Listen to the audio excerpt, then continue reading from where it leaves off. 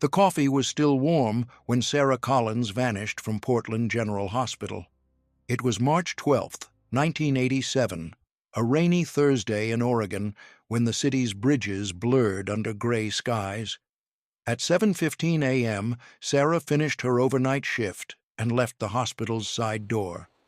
She expected to be home soon after, but by 8:15 a.m., her husband David had yet to see or hear from her.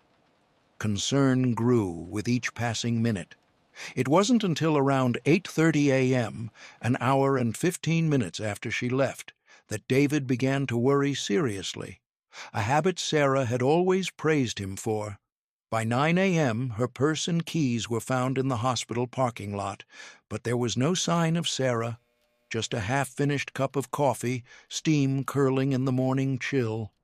What happened in those first 90 minutes remains a mystery that haunted Portland for decades. Before diving into the story, don't forget to subscribe to the channel and hit the notification bell to stay updated on the latest cases. Chapter 1. The Disappearance. Revised version. Target, 3,200-3,500 words, American English.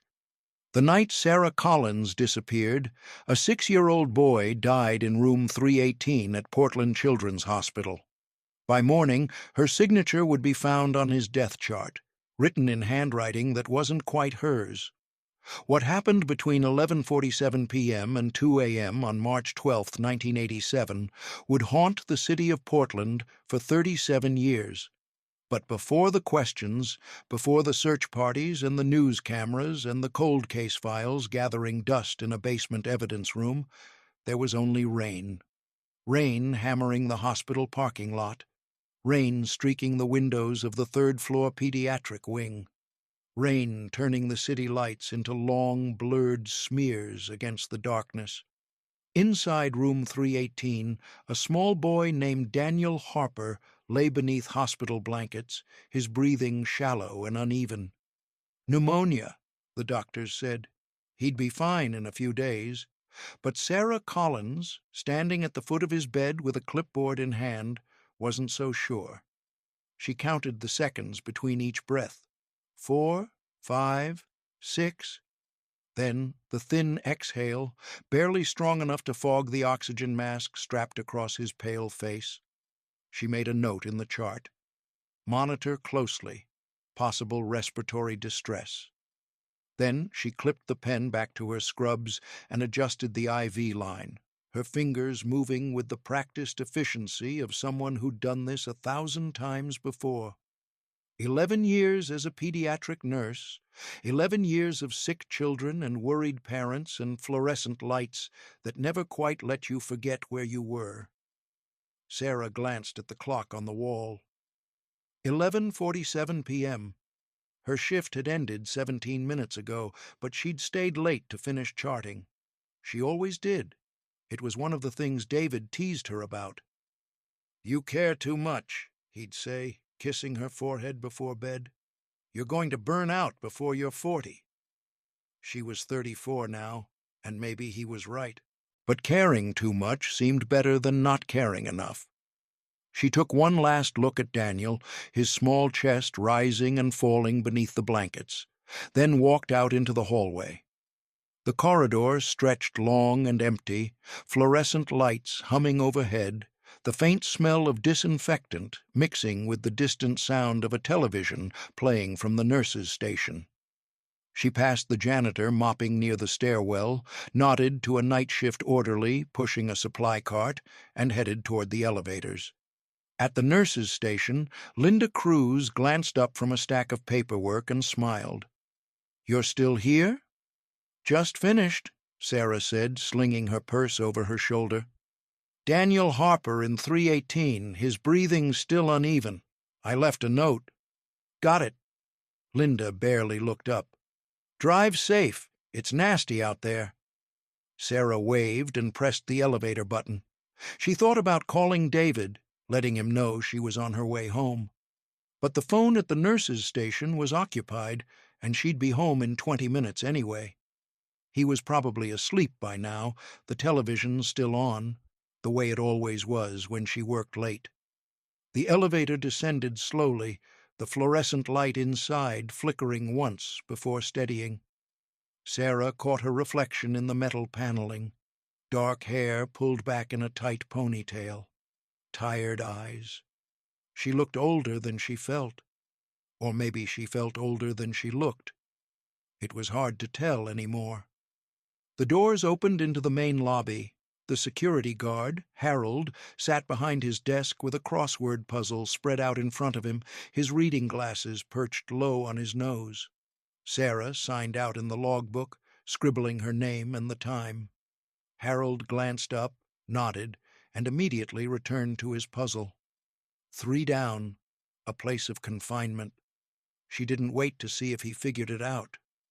She pushed through the glass doors, and the cold hit her immediately.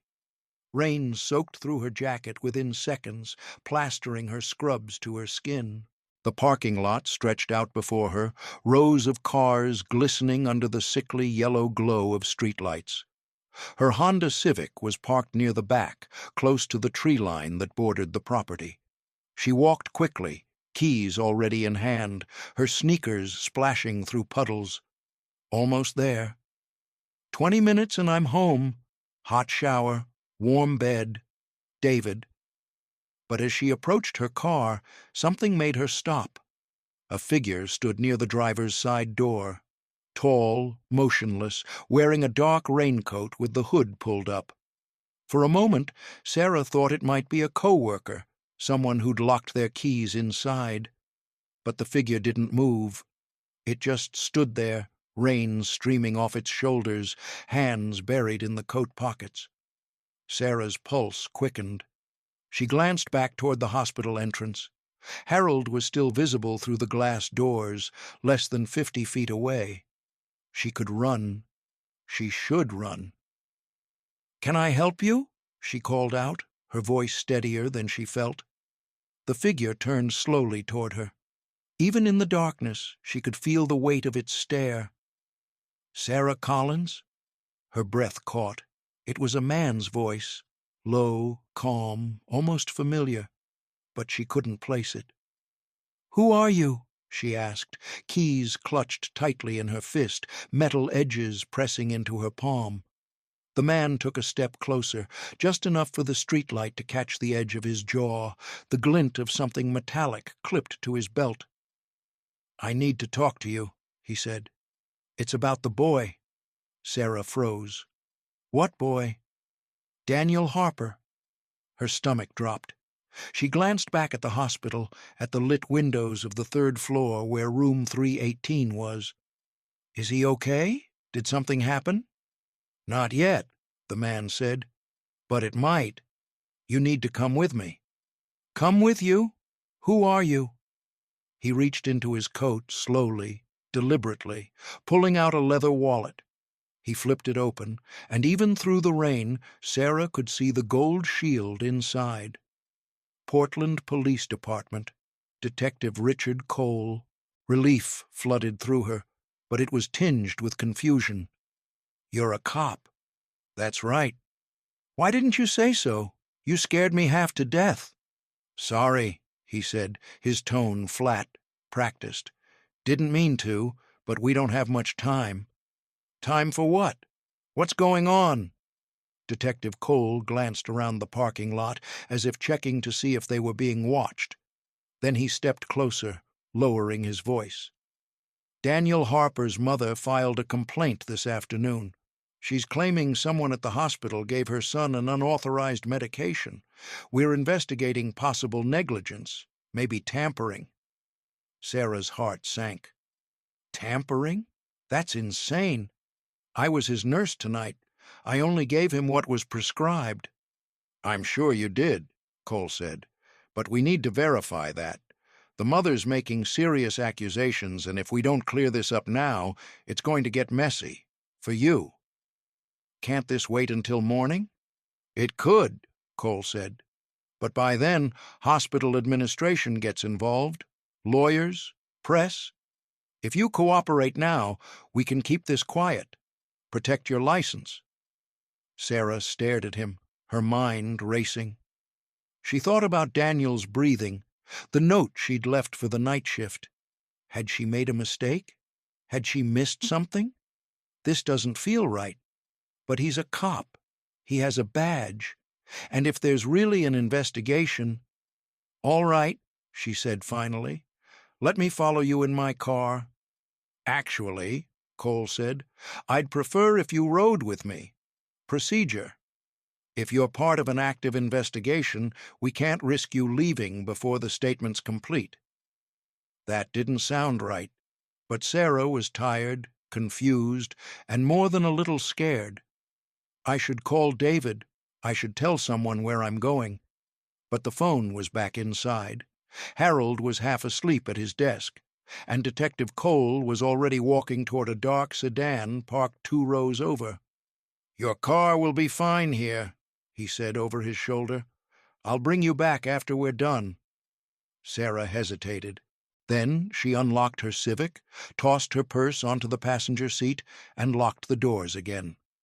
She followed Cole to his car, rain soaking through her clothes, her sneakers splashing through puddles. He opened the passenger door for her. She climbed inside. The interior smelled faintly of cigarettes and wet leather. A cassette tape lay on the dashboard. The label faded. Bruce Springsteen, born in the USA. The kind of detail that seemed normal, reassuring. Cole slid behind the wheel and started the engine. The windshield wipers swept across the glass in steady, rhythmic arcs. "Where's the station?" Sarah asked. "Downtown," Cole said. "Won't take long." He pulled out of the parking lot, turning left onto the main road. The hospital disappeared behind them, swallowed by rain and darkness. Sarah watched the streetlights blur past, her hands folded tightly in her lap. "This is fine. 20 minutes. Give a statement. Go home. Tell David about the scare I had. Laugh about it tomorrow." But 10 minutes later, they were driving through an industrial area she didn't recognize. Warehouses and chain-link fences lined the road, their windows dark and empty. There were no other cars, no streetlights, only the dim glow of the dashboard illuminating Cole's face. "This doesn't look like downtown," Sarah said quietly. Cole didn't respond. "Detective?" she said, louder this time. He glanced at her, his expression unreadable. "Change of plans." Sarah's pulse spiked. "What do you mean?" "We're not going to the station." "Then where are we going?" He didn't answer. Instead, he reached under his seat and pulled out something small and metallic. A syringe. Sarah's blood went cold. "What is that?" "This'll be easier if you don't fight," Cole said. She lunged for the door handle, but the locks were engaged. She pulled frantically, panic flooding her veins. Cole grabbed her arm, and she screamed, twisting in the seat, clawing at his face. The car swerved, tires screeching against wet pavement. "Stop!" he shouted, pinning her wrist against the seat. "Just stop!" But Sarah didn't stop. She fought with everything she had. Her nails scraped across his skin. Her knee slammed into the dashboard. And then she felt the sharp sting of the needle piercing her arm. The world tilted, her vision blurred. The rain outside the window became a smear of light and darkness. And then there was nothing. March 13th, 1987, 8:15 a.m. Dr. David Collins stood in the hospital parking lot, staring at his wife's Honda Civic. The driver's side door was locked. Her purse sat on the passenger seat, clearly visible through the window. Her keys were gone. He'd called her 3 times that morning. No answer. He'd driven to the hospital, thinking maybe she'd stayed late, fallen asleep in the break room. But Linda Cruz at the nurses' station said Sarah had left just before midnight. "She signed out," Linda said, pointing to the logbook. 11:51 p.m. David called the police at 8:15 a.m. They told him to wait 24 hours. "People don't just disappear," they said. "She probably went to a friend's house. Had a fight you don't remember." She'll turn up. But David knew. Sarah wouldn't leave without calling. She wouldn't leave her purse in the car. Something was wrong. By noon, the police opened a missing persons case. By evening, the press was camped outside the hospital. And by the next morning, everyone in Portland knew the name Sarah Collins. March 13th, 1987, 6:47 a.m. Room 318 was silent when the night shift nurse entered for morning vitals check. Daniel Harper lay motionless beneath the blankets, his lips tinged blue, his small body cold to the touch. Code Blue was called at 6:49 a.m. Resuscitation attempts failed. Time of death, 6:52 a.m. The attending physician reviewed the chart, frowning. Daniel's condition had been stable. Pneumonia, yes, but manageable. Then he saw the medication log. 12:47 a.m. Morphine sulfate, 40 million IV push. Administered by S. Collins, RN. But Sarah Collins hadn't been on duty at 12:47 a.m. She'd signed out at 11:51 p.m. The physician called the nursing supervisor. The supervisor called hospital security. Security pulled the surveillance footage. The tape showed someone entering room 318 at 12:43 a.m., dressed in scrubs, moving quickly, efficiently, adjusting the IV line, leaving 4 minutes later. But the face was obscured by shadows and the angle of the camera. The gait was wrong. The height was wrong. It wasn't Sarah Collins, but the signature on the chart was hers. Chapter 2. The Investigation. Detective Michael Hayes had seen 3 missing persons cases turn into homicides during his 12 years with the Portland Police Department. 2 had been domestic disputes that escalated. 1 had been a runaway teenager found dead in the Willamette River. But Sarah Collins's disappearance felt different. It wasn't the evidence. There was barely any.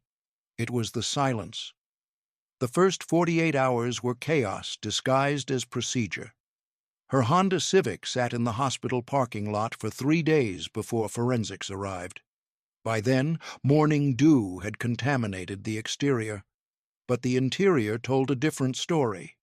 Hayes stood beside Dr. David Collins on the morning of March 14th, watching through the driver's side window as a technician photographed the untouched purse on the passenger seat. Wallet, lipstick, a folded grocery list. The keys were missing. "She wouldn't leave without this," David said, his voice raw. "She wouldn't leave without calling." Hayes had heard the same thing from every spouse, but this time he believed it. Maybe because David reminded him of someone he used to know, a field medic in Vietnam who'd carried photos of his wife in his helmet. That medic had died trying to save a kid with shrapnel in his chest. Hayes had been the one to write the letter home. "When did you last speak with her?" Hayes asked, pulling out a small spiral notebook. The rotary phone at the station had taken 3 tries to connect this morning. Technology in Portland was still a decade behind the rest of the country. Yesterday morning, before her shift. David pulled out a wedding photo, hands shaking. She said she'd be home by midnight. Hayes studied Sarah's face. Dark hair, kind eyes, the sort of smile that reached all the way to the camera. Not someone who'd run away, not someone who'd hurt a child. Did she mention anyone bothering her? Patients, co-workers, anyone at all? No, she loved her job. David's voice cracked. Everyone said she cared too much. Hayes made a note. Husband genuine, no red flags, but the case had red flags everywhere else. The first clue. That same morning, Linda Cruz sat across from Hayes in the hospital break room, her hands wrapped around a styrofoam cup of coffee. The smell of cigarette smoke drifted in from the hallway. Nurses still smoked between shifts in 1987, and nobody said a word about it. "I keep thinking," Linda said quietly, "what if I'd walked out with her?" "You can't think like that." Hayes leaned forward. Tell me exactly what you remember." Linda exhaled. She signed out around 11:50, mentioned Daniel Harper in room 318. His breathing was off. She left a note for the night shift. Hayes underlined the name. "That's the boy who died this morning?" Linda's eyes filled with tears. "Yes, cardiac arrest, but—" She trailed off. "But what?" "The dosage. Someone increased Daniel's morphine overnight.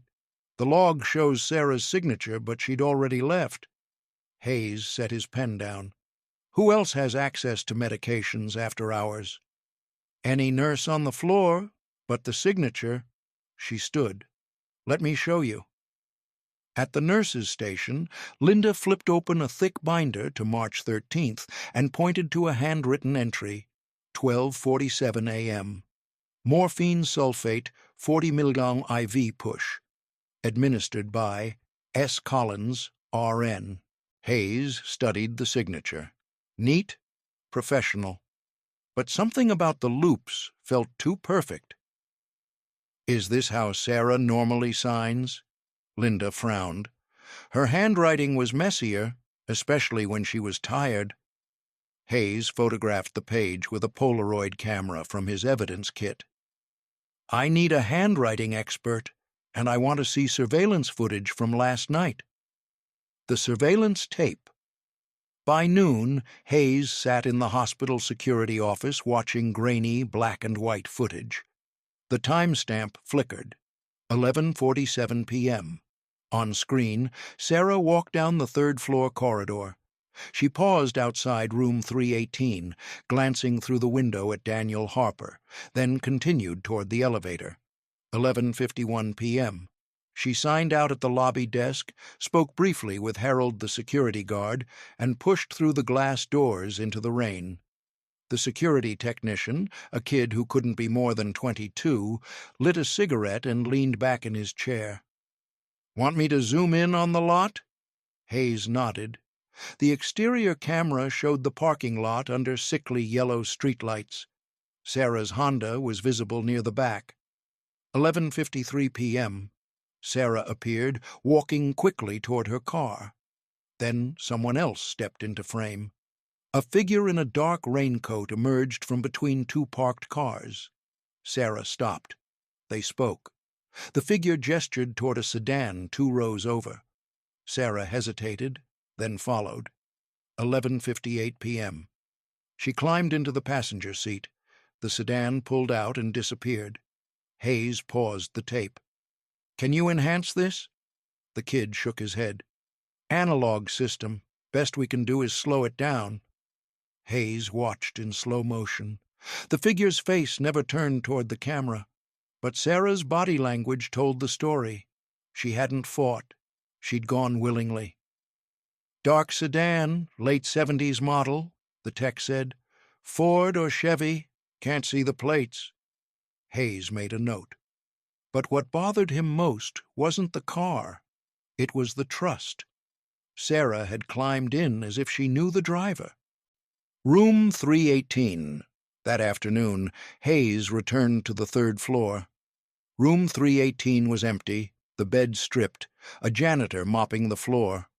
The smell of disinfectant burned his nose, reminded him of the field hospitals in Da Nang, the ones that always smelled like bleach and death. He pulled on latex gloves and examined the IV stand. The tubing was still attached, the bag empty. He bagged it as evidence.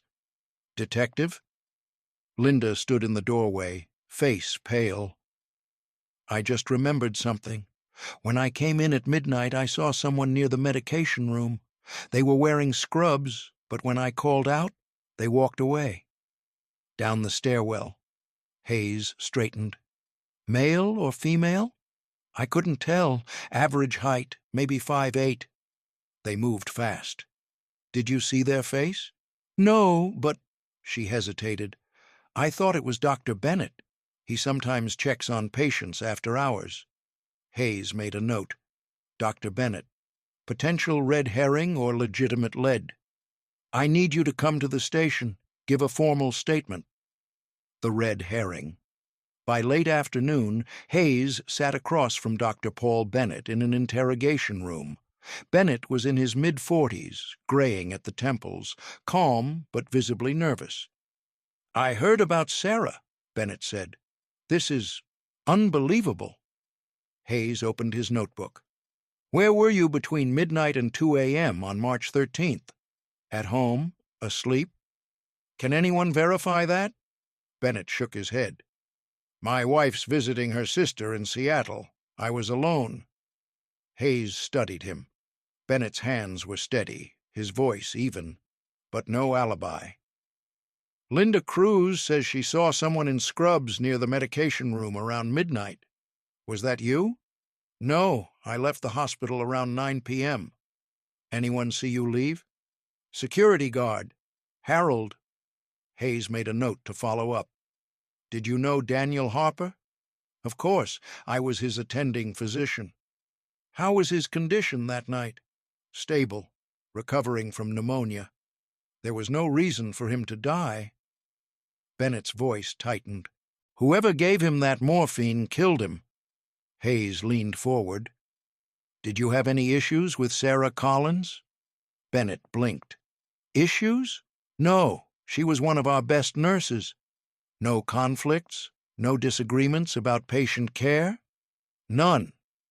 Bennett's jaw tightened. "You think I had something to do with this?" "I'm just asking questions, Doctor." Bennett stood. "Then ask better ones, because Sarah didn't kill that boy, and neither did I." Hayes watched him leave. His instincts said Bennett was clean, but instincts had been wrong before. The husband's alibi. That evening, Hayes sat across from David Collins at the station. The interrogation room smelled like stale coffee and typewriter ink. A secretary clattered away on an IBM Selectric in the next room. "I know you have to ask," David said before Hayes could speak. "Where was I? Where were you?" "At home, alone.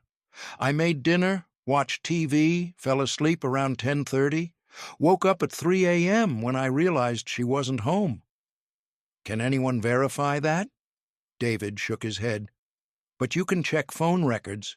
I called her cell at 3:15, called the hospital at 3:30. They said she'd signed out hours earlier." Hayes made a note. Alibi weak, but believable. "Did Sarah ever mention Daniel Harper's mother?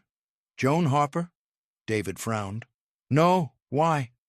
"Daniel died the same night Sarah disappeared. Someone gave him a fatal dose and forged her signature." David's face went white. "You think someone framed her?"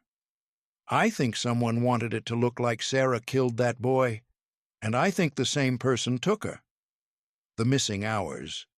Back at his desk, Hayes spread out the evidence: surveillance footage, the medication log, witness statements, a timeline scribbled on a whiteboard in marker. 11:47 p.m. Sarah leaves room 318, 11:51 p.m. Signs out at lobby, 11:58 p.m. Gets into dark sedan, 12:47 a.m. Someone forges her signature, 6:47 a.m. Daniel Harper dies.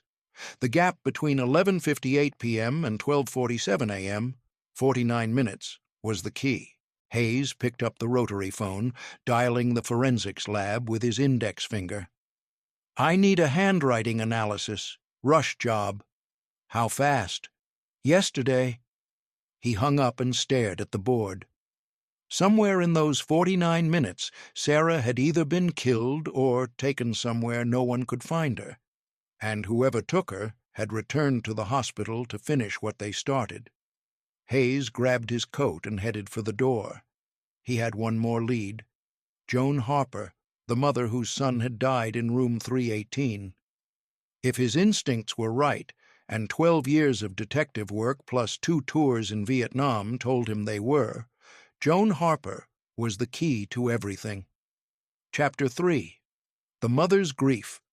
Joan Harper lived in a small rental house on the east side of Portland, 15 minutes from the hospital where her son had died.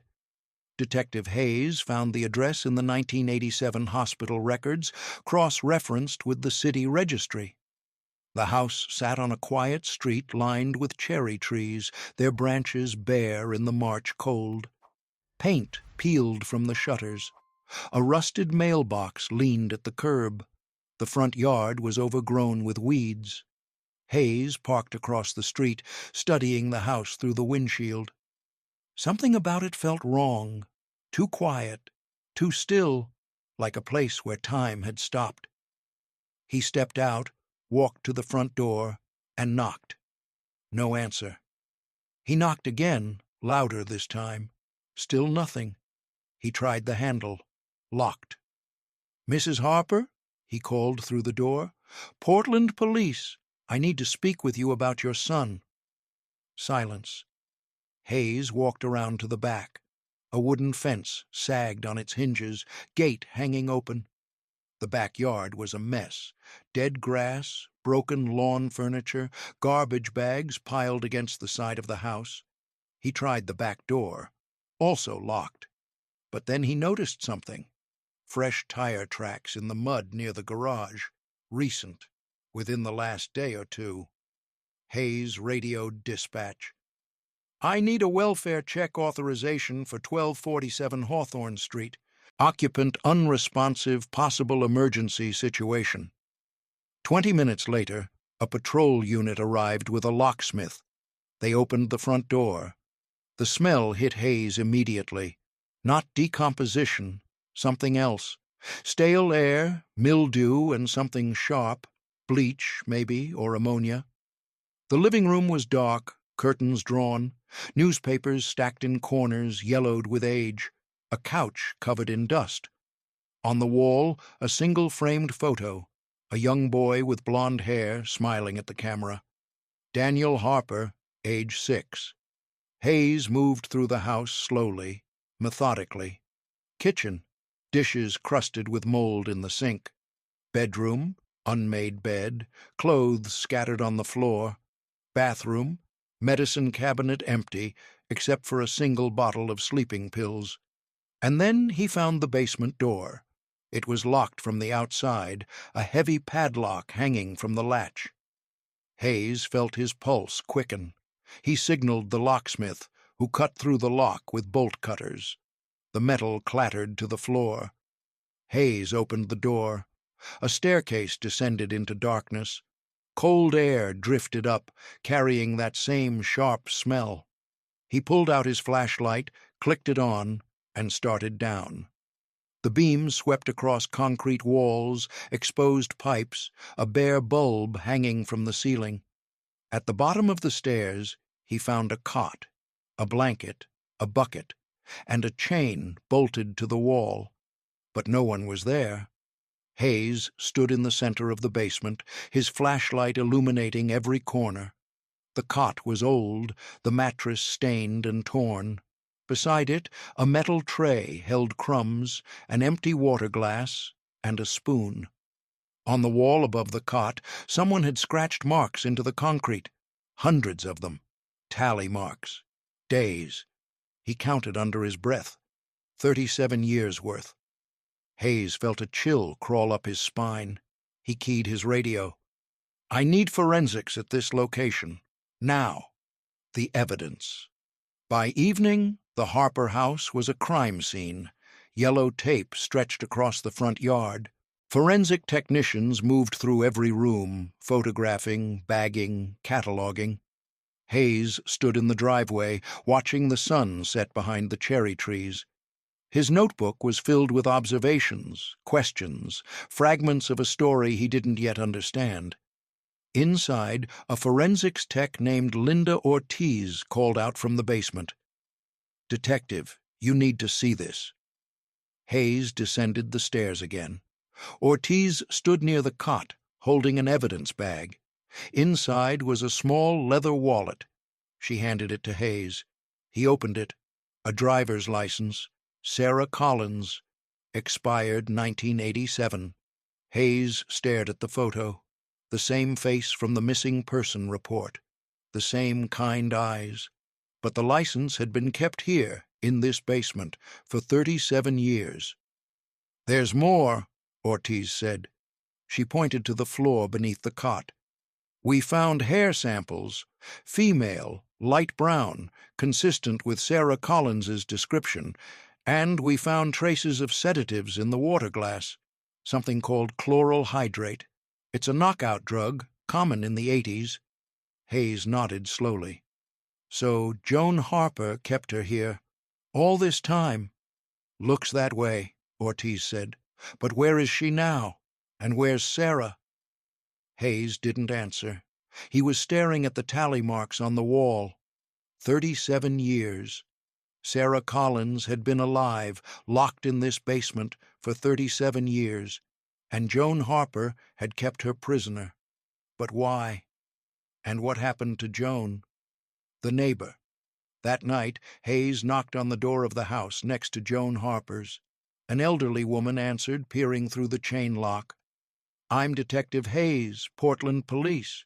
I'm investigating your neighbor, Joan Harper. Have you seen her recently?" The woman, Mrs. Eleanor Briggs, according to the mailbox, opened the door wider. "Joan? No, I haven't seen her in weeks, maybe a month. She keeps to herself." "What can you tell me about her?" Mrs. Briggs frowned. "Not much. She moved in around 1987, I think, right after her son died. Poor woman. She was never the same after that." Hayes made a note. "Did you ever see anyone else at the house? A woman, maybe? Light brown hair, mid-30s?" Mrs. Briggs shook her head. "No, Joan lived alone. At least I thought she did." Hayes handed her his card. "If you remember anything, call me." As he walked back to his car, he glanced at the Harper house. The forensics team was still inside, their lights glowing in the windows. Somewhere in that house, Sarah Collins had spent 37 years, and somewhere else, Joan Harper was out there, possibly with Sarah. Hayes sat in his car, staring at the house. His mind raced through the timeline. March 12, 1987. Sarah Collins disappears after her shift. March 13, 1987. Daniel Harper dies from a morphine overdose, Sarah's signature forged on the chart. March 13, 2024. Sarah Collins held captive in Joan Harper's basement. 2024. Joan Harper disappears. Sarah Collins possibly escapes or is moved. But one question burned in Hayes's mind. If Joan kept Sarah alive for 37 years, why? And why kill Daniel first? The phone call. At 11:47 p.m., Hayes was back at the station, reviewing the case file, when his desk phone rang. He picked up. "Hayes." A woman's voice, weak and trembling. "Detective, my name is Sarah Collins. I need help." Hayes sat up straight. "Sarah? Where are you?" I don't know. A motel, I think. Somewhere near the river. Room 12. "Stay there. I'm coming to get you." "Please hurry. She's dead. Joan Harper is dead. I couldn't stop her." The line went dead. Hayes grabbed his coat, running for the door. He shouted to the desk sergeant, "Call every motel within 5 miles of the Willamette River. Room 12. I need an address now." 15 minutes later, he pulled up to the Riverside Motel, a rundown 2-story building with flickering neon lights. Room 12 was on the ground floor, door slightly ajar. Hayes drew his weapon, pushing the door open slowly. "Sarah Collins? Portland Police." The room was dark except for the glow of the television. On the bed sat a woman, thin and pale, her hair streaked with gray. She looked up at Hayes, her eyes hollow but alert. "I'm Sarah," she said quietly. "I've been waiting for you." Hayes holstered his weapon, stepping inside. On the floor near the bathroom, a body lay motionless. Joan Harper.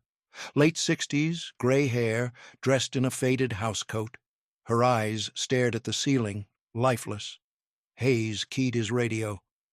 "I need paramedics and backup at the Riverside Motel, room 12. 1 deceased, 1 survivor." He turned back to Sarah. "What happened?" Sarah looked at him, tears streaming down her face. "She had a heart attack. This morning. She was She was going to move me again, but then she just collapsed. I tried to help, but it was too late. Hayes knelt beside her. "Sarah, it's over. You're safe now." Sarah shook her head, her voice breaking. "No, you don't understand. I'm not the victim. I'm the reason Daniel died." Chapter 4. The Confession.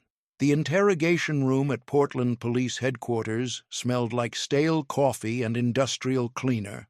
Fluorescent lights hummed overhead, casting everything in harsh white. Sarah Collins sat across from Detective Hayes, a wool blanket draped over her shoulders, her hands wrapped around a styrofoam cup of tea she hadn't touched. She looked older than 71. Her hair, once dark brown, was now streaked with gray. Her face was lined, weathered, but her eyes were clear, alert, haunted. Hayes had seen a lot in his 12 years with the department and 2 tours in Vietnam. But nothing had prepared him for the woman sitting across from him. She'd been missing for 37 years, held captive in a basement.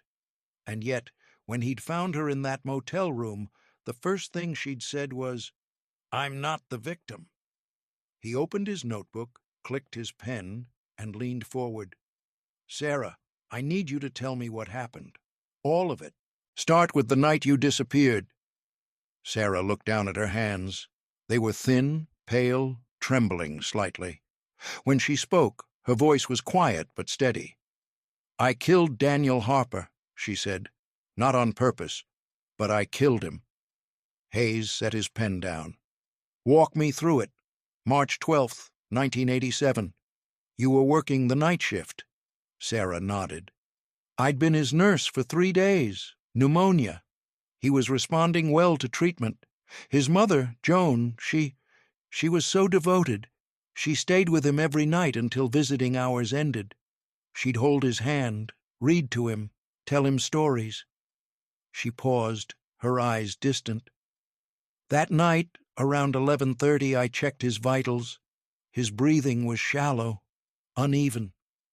I thought maybe he needed more oxygen, but when I checked his chart, I saw he was already at the maximum dosage, so I made a decision." Hayes waited.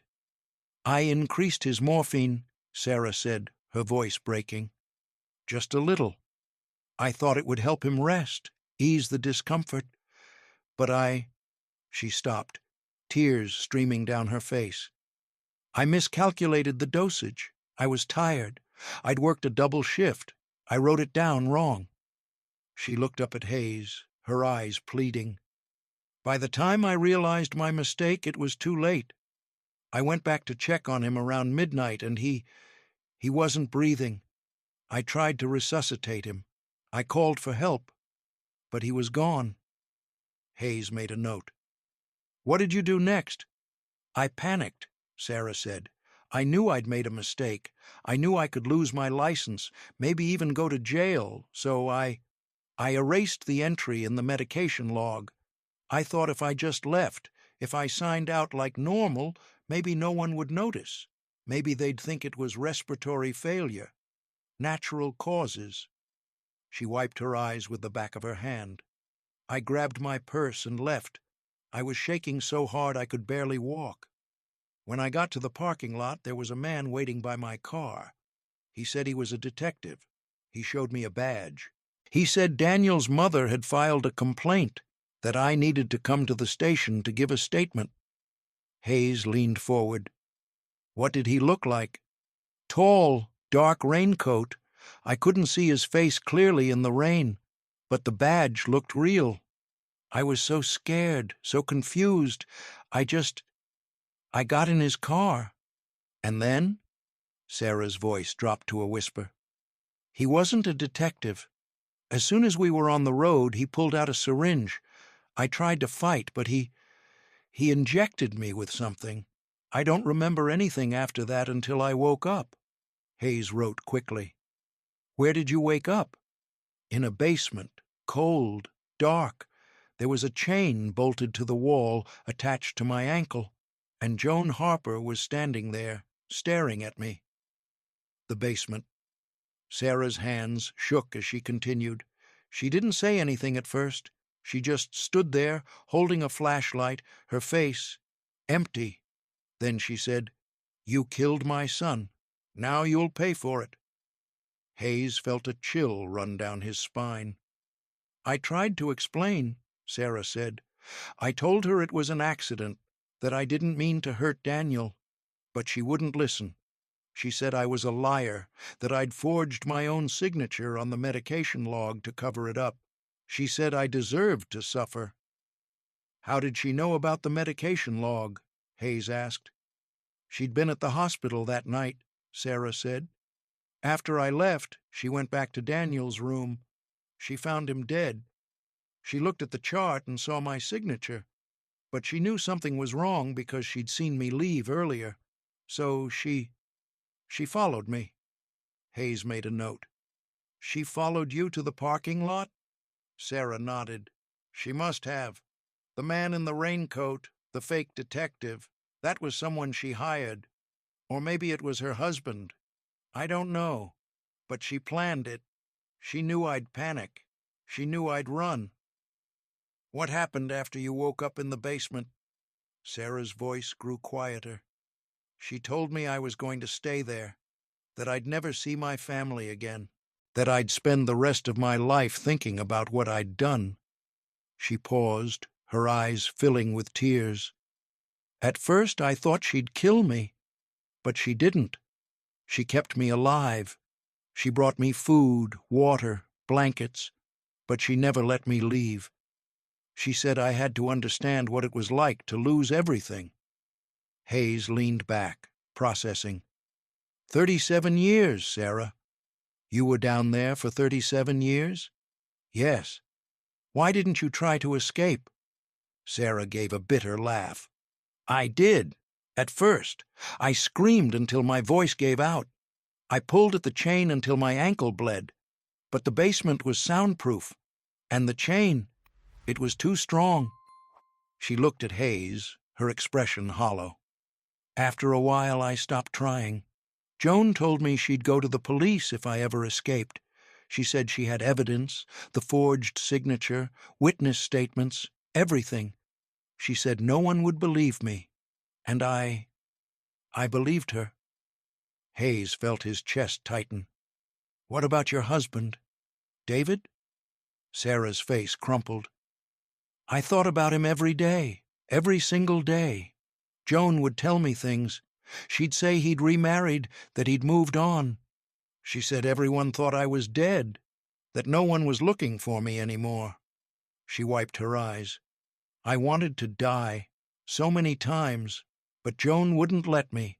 She said I had to live with what I'd done. She said that was my punishment." The truth. Hayes took a deep breath. "Sarah, I need to tell you something. The autopsy report from 1987, it was reviewed last month.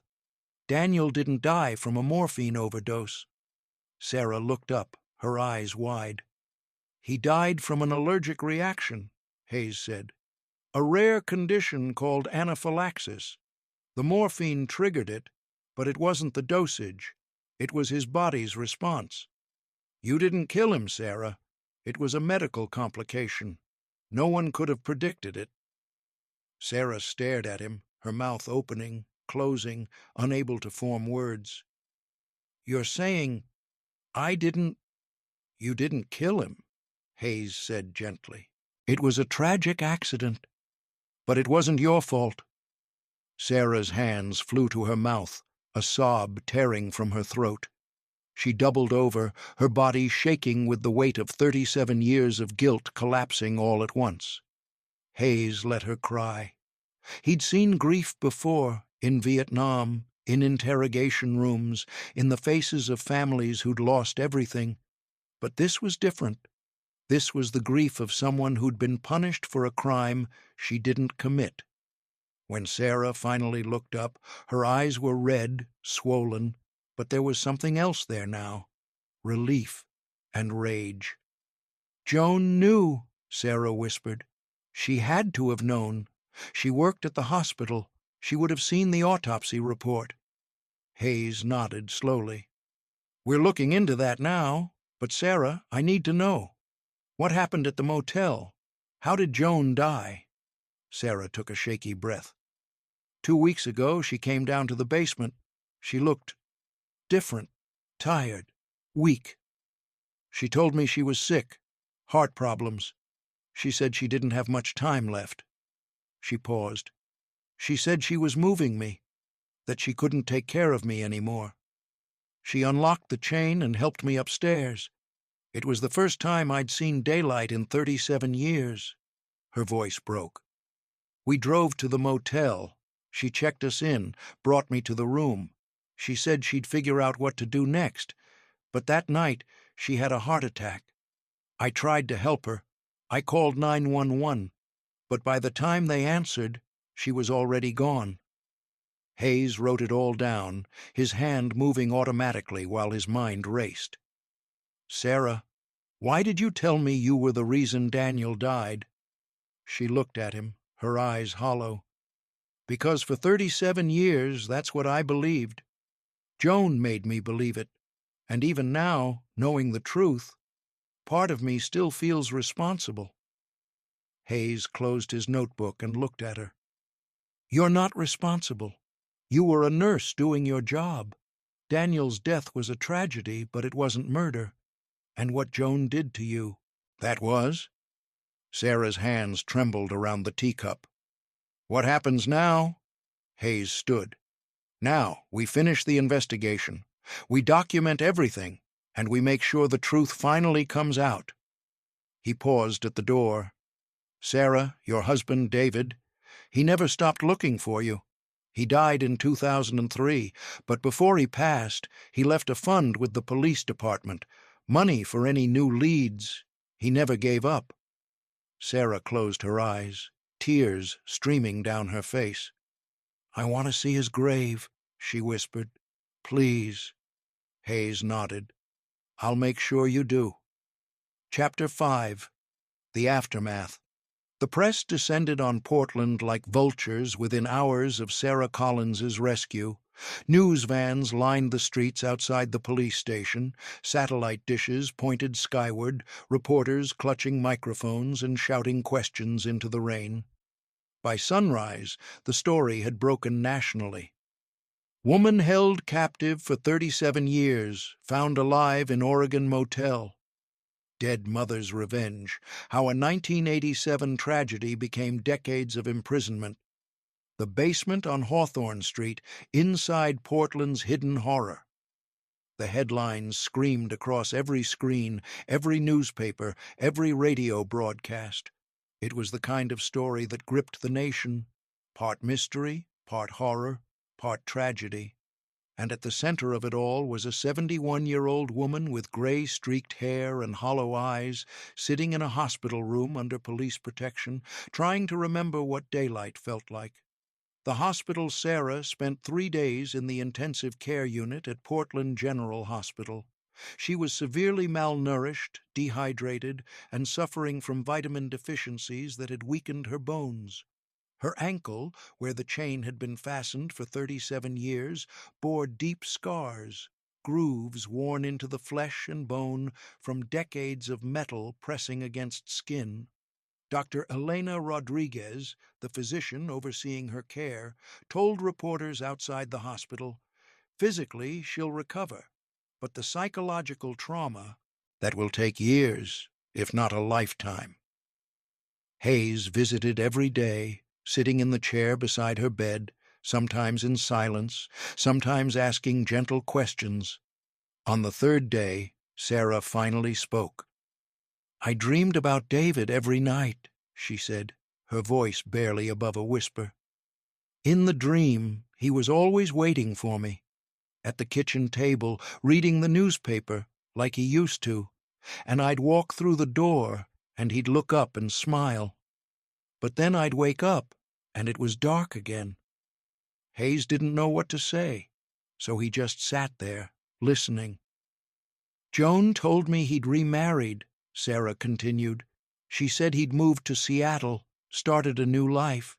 She said no one was looking for me anymore. Hayes pulled out a folder from his briefcase. Inside was a copy of David's obituary from 2003. He handed it to her. Sarah read it slowly, tears streaming down her face. Dr. David Collins, beloved physician, devoted husband, survived by his sister Margaret. In lieu of flowers, donations may be made to the Sarah Collins Search Fund. She looked up at Hayes, her voice breaking. He never gave up. No, Hayes said quietly. He never did. The investigation expands. While Sarah recovered, the investigation into Joan Harper intensified. Forensic teams combed through the Harper house, documenting every detail. In the basement, they found 37 years of evidence. Tally marks scratched into the concrete, food wrappers, old clothes, and a rusted bucket that had served as Sarah's only bathroom. But it was what they found upstairs that explained everything. In Joan's bedroom, hidden beneath the floorboards, was a metal lockbox. Inside were documents that painted a picture of obsession and grief. Newspaper clippings about Sarah's disappearance, hospital records from Daniel Harper's death, and a handwritten journal. The journal was chilling. It began in March 1987, just days after Daniel died. March 15th, 1987. They said it was an accident, an allergic reaction, but I saw her signature on the chart. She gave him the morphine. She killed my son. March 18th, 1987. I followed her to the hospital. She looked so calm, so normal, like she didn't just murder a child. I can't let her get away with this. March 20th, 1987. I hired someone to help. He'll make sure she understands what she took from me. An eye for an eye. The entries continued for years, documenting Sarah's captivity in meticulous detail. June 3rd, 1990. She asked me today if David still loved her. I told her he'd remarried. The look on her face was worth every penny I paid. December 25th, 1995. Merry Christmas. I brought her a blanket. She cried. Good. She should suffer every day, just like I do. October 12th, 2005. She's stopped fighting. She just sits there staring at the wall. Maybe she finally understands. The final entry was dated 2 weeks before Joan's death, February 28, 2024. My heart is giving out. The doctors say I don't have long. I thought keeping her would make the pain go away, but it didn't. Daniel is still gone, and I'm still alone. Hayes read the journal in silence, his jaw clenched. Joan Harper had stolen 37 years of Sarah's life, not for justice, not even for revenge, just for the illusion of control. The press conference. On March 21, 2024, exactly 37 years and 9 days after Sarah disappeared, the Portland Police Department held a press conference. Hayes stood at the podium, flanked by the district attorney and the FBI. Sarah Collins is alive, Hayes began, his voice steady. She was held captive for 37 years by Joan Harper, the mother of a child who died under her care in 1987. Mrs. Harper believed Sarah was responsible for her son's death, but the autopsy reports, reviewed by independent medical experts, confirm that Daniel Harper died from anaphylactic shock, an unpredictable allergic reaction to morphine. Sarah Collins did not kill him. The room erupted with questions. Hayes raised a hand. Joan Harper is deceased. She died of natural causes on March 10, 2024. There will be no trial. But I want to be clear. What happened to Sarah Collins was not justice. It was kidnapping, false imprisonment, and psychological torture. And it happened because one woman refused to accept the truth. He paused, looking directly into the cameras. Sarah Collins is not a criminal. She is a survivor, and she deserves to be treated as such. Public reaction. The story divided the nation. Some saw Sarah as a victim of Joan's grief and madness. Others questioned whether Sarah bore any responsibility for Daniel's death. Online forums exploded with debate. She gave him the morphine. Even if it was an accident, she made a mistake that killed a kid. Joan Harper was a monster. No mother has the right to kidnap someone for 37 years. I feel sorry for everyone in this story. There are no winners. The hospital where Sarah had worked in 1987 released a statement. We have reviewed the records from 1987. Nurse Collins followed proper procedures. Daniel Harper's death was a tragic medical complication, not negligence. But the damage was done. Sarah's name, once associated with competence and compassion, was now linked to tragedy and imprisonment. The grave. 3 weeks after her rescue, Sarah asked Hayes to take her to David's grave. It was a cold April morning, rain misting over the cemetery. Rows of headstones stretched across the green hills, some old and weathered, others new and polished. David's grave was near the back, beneath a towering oak tree. The headstone was simple. Dr. David Collins, 1953-2003, beloved husband. Still searching. Sarah stood before it, trembling. Hayes offered his arm, and she took it, leaning heavily against him. "I'm sorry," she whispered, her voice breaking. "I'm so sorry I never came home." She knelt, her knees sinking into the wet grass.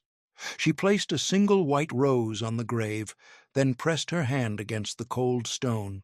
"I never stopped thinking about you," she said, tears streaming down her face. "Every day, David, every single day." Hayes stood a few feet back, giving her space.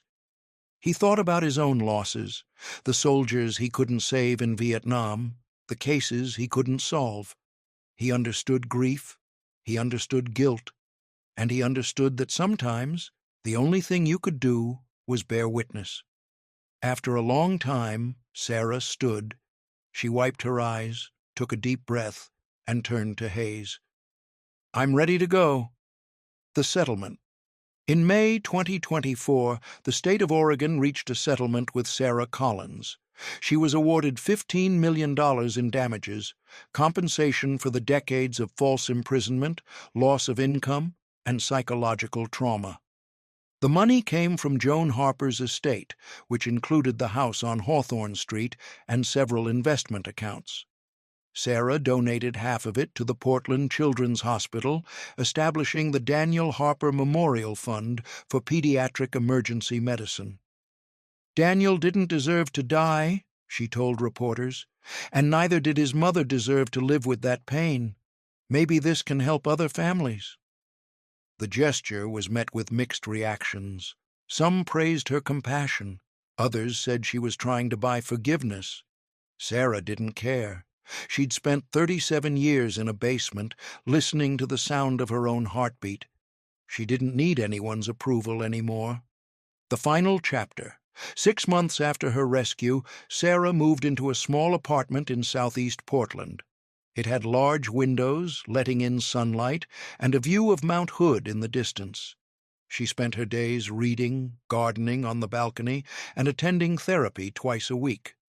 Hayes visited once a month, bringing coffee and conversation. On one visit, she asked him about his life. "You saved me," she said. "But who saved you?" Hayes smiled faintly. "No one. I just kept moving forward." "That's not saving," Sarah said quietly. "That's surviving." They sat in silence, the afternoon sun streaming through the window. "Do you ever regret it?" she asked. "Opening the case? Finding me?" Hayes thought for a long time. "No, but I wish the ending had been different." "Me too." Epilogue, March 12, 2025. On the 38th anniversary of her disappearance, Sarah returned to Portland General Hospital, not as a patient, not as a prisoner, but as a guest speaker. The hospital had invited her to address the nursing staff at their annual ethics conference. Over 200 nurses filled the auditorium. Sarah stood at the podium, her hands trembling slightly. She looked out at the sea of faces, young, hopeful, tired, just like she'd been in 1987. 38 years ago, she began, her voice steady. "I made a choice. I gave a child morphine because I thought it would help him. I followed the protocols. I did everything right. But he died anyway." She paused, her eyes scanning the room. "For 37 years, I believed I was a murderer. Someone told me I was, and I believed her. But the truth is, sometimes people die, and it's no one's fault. Sometimes medicine fails. Sometimes we do everything right, and it still isn't enough." A few nurses wiped their eyes. "I'm here today to tell you something I wish someone had told me. You are not God. You can't save everyone. And when you lose someone, when you make a mistake, you have to forgive yourself. Because if you don't, someone else's guilt will bury you alive." She stepped back from the podium. The room erupted in applause. As she left the stage, Hayes was waiting in the wings. He handed her a cup of water. "Good speech," he said. "Thank you." They walked out together into the Portland rain.